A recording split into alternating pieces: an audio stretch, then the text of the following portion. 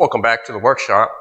This is my second video on the pros and cons of some of my portable work tables. I have already done one on my small workbench that you can check out here, and there'll be a link in the description. And then this one is on the Worx Pegasus, which I had done a video of some time back here last year. If you want to know my basic review of that, you can check out that video as well. But for this, we're going to talk about doing some different projects that I do here in the workshop and how the Worx Pegasus will handle up to that for the type of woodworking that I do.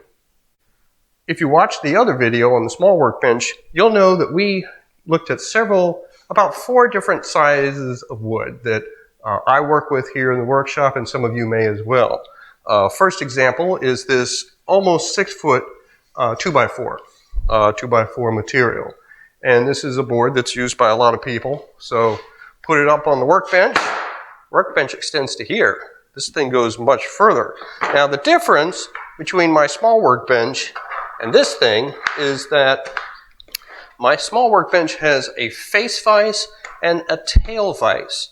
This thing has these vices in the middle that clamp into or fit into the table and allow you to clamp, I guess, what we would call horizontally. And so, let's see here. Keep our piece. We have bench dogs on this piece, just as we did on the other one. And so, depending on what you're doing, get these lined up. And for the most part, pick up the table with this thing. So I've got the board, it is secured to the table. It doesn't matter that it's a little larger than the table, it is still there. So we'll look at some different things that we can do. Starting with, of course, sawing it. It's about often the thing that you do the most. And so with this, like this, I can easily mark my line and then work on it right here. And I don't think there'll be much of a problem. Now, without cutting the board, which I might need for something, let's just be aware that your table might move around a little bit. There might be a little wiggling, but otherwise I think it'll work fine. If there is wiggling, now on the small workbench there's not as much wiggling because whenever you have a wooden bench, you have a lot more of the tendency of the wood to take the impact or the vibrations. And with plastic metal thing on a concrete floor, might be more of a chance for wiggling around. So just be aware of that when you might be doing that kind of work.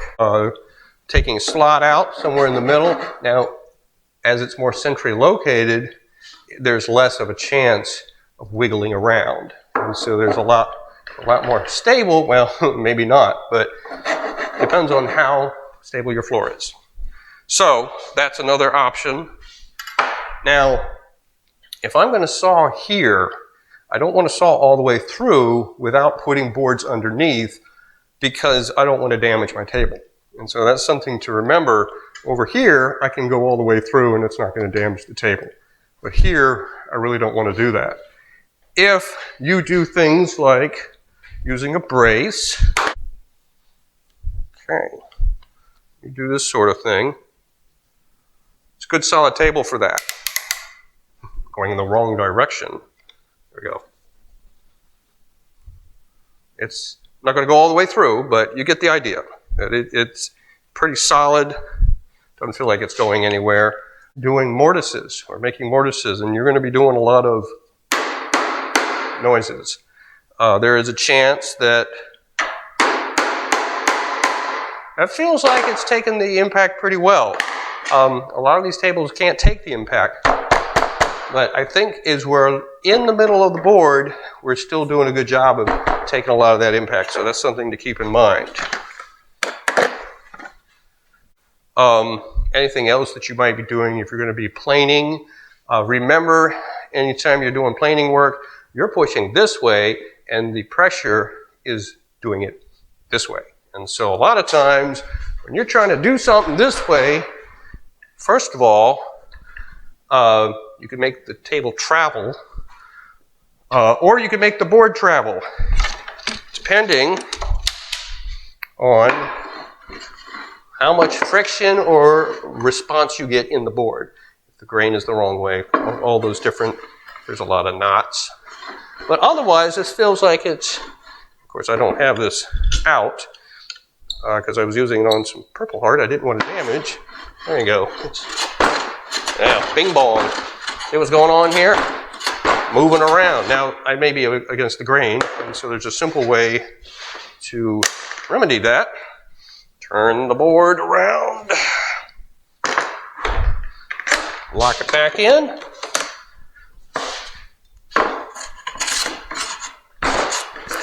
Again, you just have to be aware of what you're doing, where you are on the board. This is not really going to be probably the best surface for planing. But if you have seen the video on the small work table, there wasn't really an easy way to get a board of this size onto that table and plane it. And here on the Worx Pegasus, I can. I just have to be aware that it might move around a little bit. But you can probably weight down the bottom. The bottom section can hold about 20 pounds. So you can probably weight that down a little bit, help out, and maybe put some things around the feet. It's always worth a try. Some other uses of the board. Take it up this way.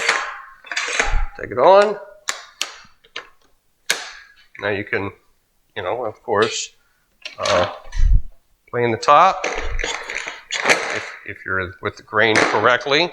Which would be, if you're not with the grain on the Worx Pegasus, you will know because it will turn right around. Once you put your foot on, there's a lot of desire for this thing to jump around.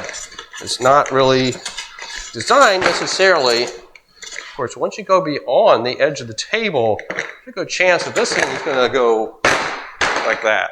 So, again, this is not against Worx Pegasus. This is about doing the kind of hand tool woodworking that I do, and many of you do as well, and just being aware of the limitations of some of these tools and some of these work surfaces, but you learn to use the work surface as you need for the projects that you're doing. Next kind of wood we have, a 4-foot piece of poplar. This wood is going to be supportive for the Parthenon, which is primarily Purple Heart, but some of the secondary interior wood will be this. And so, depending on what you want to do with it, if you want to do some planing, I suppose that would be possible. Again, you're going to want to use your bench dogs in addition to your clamps. You're not going to, because you've got the plane, you don't want to, but you're not going to get as much free space. So bring that in. If you want to plane this down, I'm going to use the smoother for this one. And so, yeah, this is a good, easy way of doing this. Good slide. Now again, because you got the bench dogs here, you're going to hit them. And so when you're using the small workbench, that is better attuned for this kind of thing. Though this is maybe larger than that bench was, it'd be clamped in this fashion, just something to keep in mind. Crosscut sawing. Got it like that. Just go ahead and got your line, hold it down with your hand, and you'll be able to cut it. Now, of course, again, just imagine there's some stuff, some vibration here. It might move your table. So just something to keep in mind when you're working on a project. Another way of using this, up. Now, in this situation, because this is 1/4 inch, it's already sort of not as strong as some other materials would be. This would do much better in the face vise of the small workbench than here, where most of it is pretty exposed. And so you could probably still cut if you're doing small cuts up here, or if you're planing the top. I'm sure that would still work for you. But just remember, it's only being pinched down here, and if it's in the face vise, more of it is being pinched, more of it's being supported. And so it's just an odd arrangement. It probably still works. You can probably still do what you need to do, but it's a little odd. One thing that I talked about in the other video was cutting this board, or the 2x4, lengthwise, which in that, with the other table, I just put it in the face vise and cut it any which way I want. However, this one that has the horizontal clamps, it's not as possible to do that. And I'll show you If you use the clamps that are attached, they are not long enough to span the 25 inches of the table. It's 31 inches this way. 25 here, these are just not big enough. If you get one of your bigger clamps, still not enough. Barely. It's almost there, but not quite. Although if you could use that inner, it's possible. But again, you're not, with this kind of clamp, you may not be getting as much. This over here is slipping because not enough of the shoe of the clamp is connected. So that's not going to work. Another option, of course, at this point, we are using extra clamps that didn't come with the table. But if this is all you had, then you just need to find a workaround, and so that's what we're looking at. So here's one way you can try it. I don't know how promising this is, but if you remember, you can drop half of the table to work on vertical pieces. Let's drop this end of the table, take the board,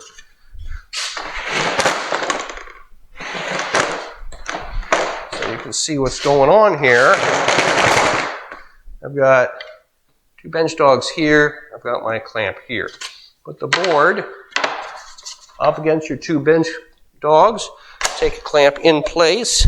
Now I probably want to move this down a little more, or as much as I can, maybe down to there, clamp it up. And now you could work, you're going to probably have to do it from the other side, but perhaps this would be a way to do your sawing. Or if you want to put your knee up against that, if that helps with stability, it's something to try. Certainly that would give it a vertical approach for you to try rather than doing some of the other things.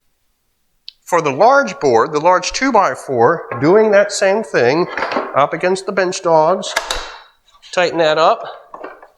Of course, this is a very long board, so it's still, again, you're at an angle, so if you're okay with that, get on a step stool or something and you can work on it, but because more of the board is up here, it wants to do this.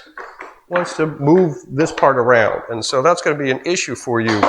So again, you really want to be cutting at this level somewhere in here. You don't want to be cutting all the way up here. But again, do what you can. Next board we have is this piece of oak. If you saw the Worx Pegasus video, the initial one, you'll remember this one. It was a piece of oak that was given to me by the same person that gave me the table.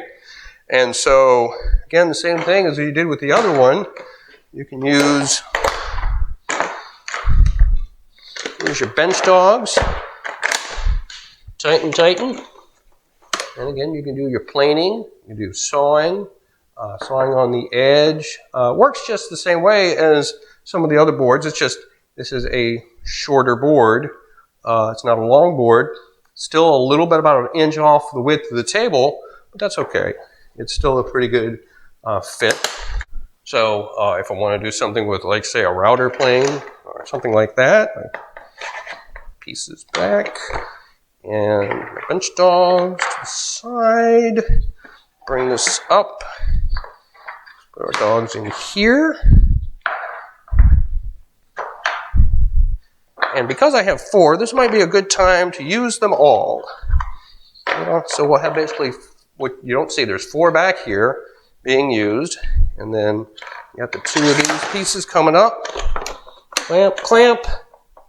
And we have a good solid surface. Get my router plane. Router plane. Now the problem with this, of course, I have to be careful of this. And so this is, you know, if I'm in the middle and I'm taking 2 ends off for scrap, this is a good way to do this. I did do the router plane on a piece of mahogany for this project to make a groove in there. And the way I did that, I will show you next. This is what I did when I was working on Puzzle Box 4. I did a groove in one of these pieces. I took the piece, which for our purposes will be this Purple Heart from the Parthenon project, and set it up in the clamp on either end, and then I have 2 spacer pieces, one on one end, one on the other.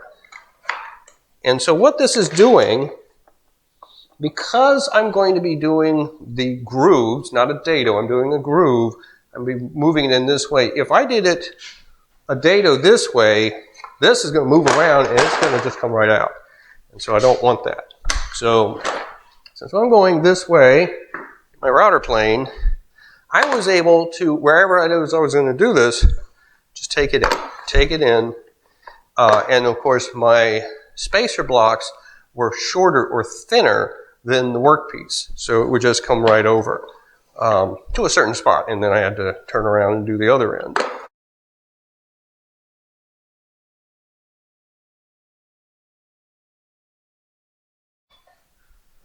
One of the tests that I did on the other one was a pounding and impact test. All the wood that I've shown you so far is wood that's being saved for actual projects. So I got some scrap pieces here to actually try some of this stuff out on, so we can actually see how much the table does move. This is a piece of pine, scrap pine, so that will be the bottom piece. Let's see, here's a piece of pine. Put that on top, using the bench dogs and the clamp together. Clamp that up. And let's get the mortise chisel. See how much of a bang we can get out of that.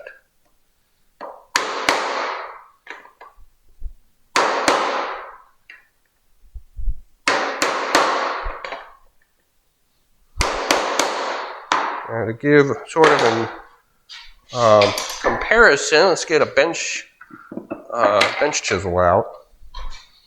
That's what most people are using anyway.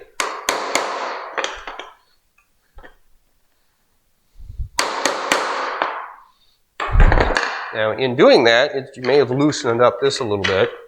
Tighten that up a little more. Really, these clamps are not the greatest, so they will just continue to kind of fall apart. Not fall apart, they will continue to come apart, loosen their grasp. But the pine on pine, I don't see the table walking yet, so that's a good thing, and that's two softwoods. Now we have poplar, which is a hardwood. On top of that, clamp it up. Well, let's see, let's put a little more there. Okay, there. See what that does. I feel a little more impact from that because of the hardwood. Let's try a smaller chisel, see if we have any difference. I do use a 1/2 inch. Again, I'm getting a slightly bigger impact, but I don't see table movement all over the floor. So I think that passes that inspection. Try one more. This is maple. Okay, just try this again. Sort of the central part.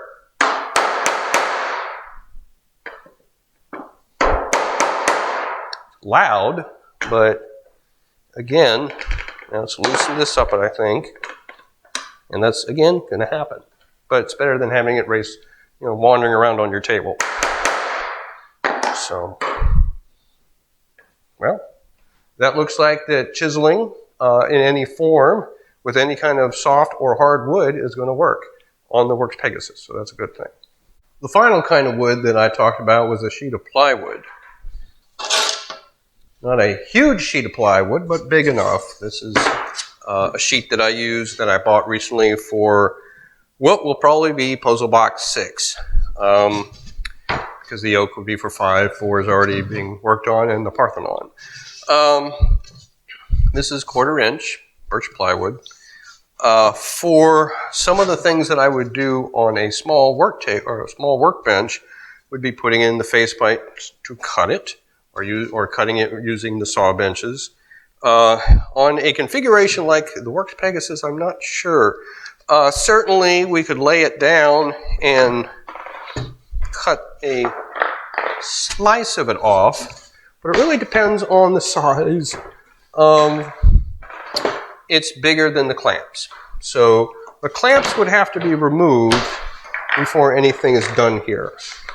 We set these up to sort of push it up against. Now, if you can hold it down with your hand, probably do it that way, following a line with either your saw, or if you have a skill saw or something like that, you can, a small skill saw. You probably do it that way.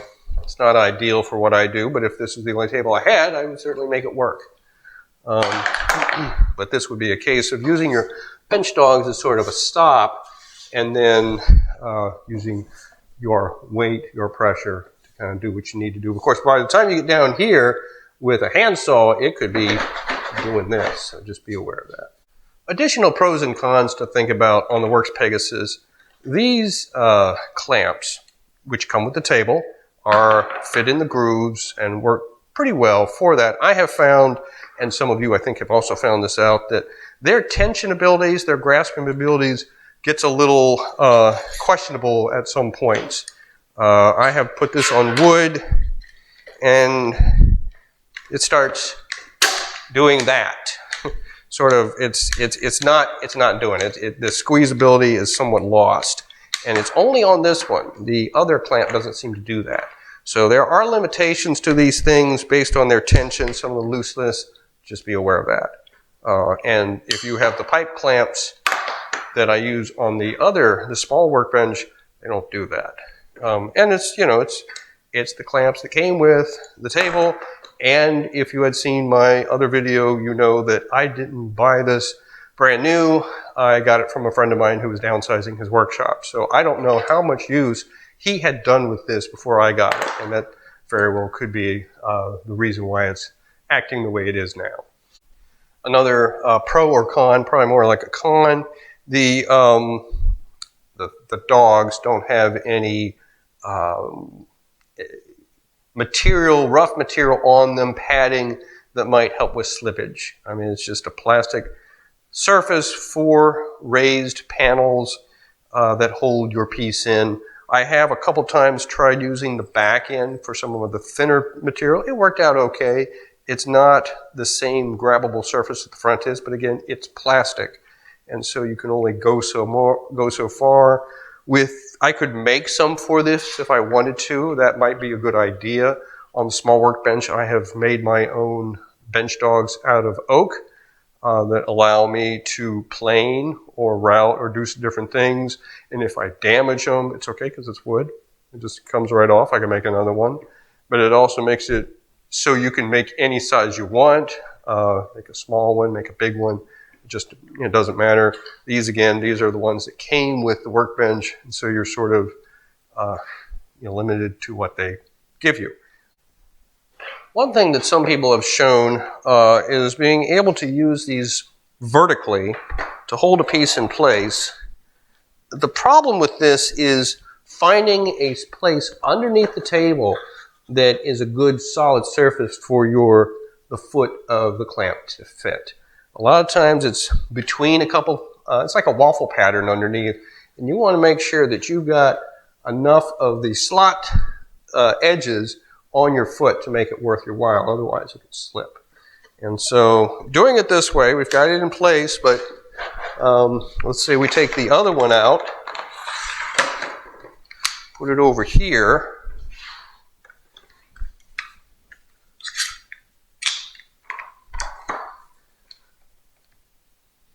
Again, I don't have all of the shoe on the board, but it is a good solid surface. Another thing that I do on the small workbench is I am able to use hold downs in the bench, specifically from one hole that I drilled specifically for that purpose. The bench holes here are not wide enough. The hole will go in, but it can't turn over because the hole is not wide enough to allow that. So if I stick that in there, it won't go through. If I put it in here, I can do it here. And so there is that option. Now, that is where you have to take a scrap piece of wood, even out your pattern underneath so it has something to actually grab on.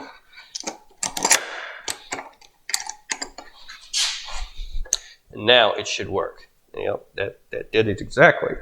So we'll do the same thing over here, finding a solution. And there you go.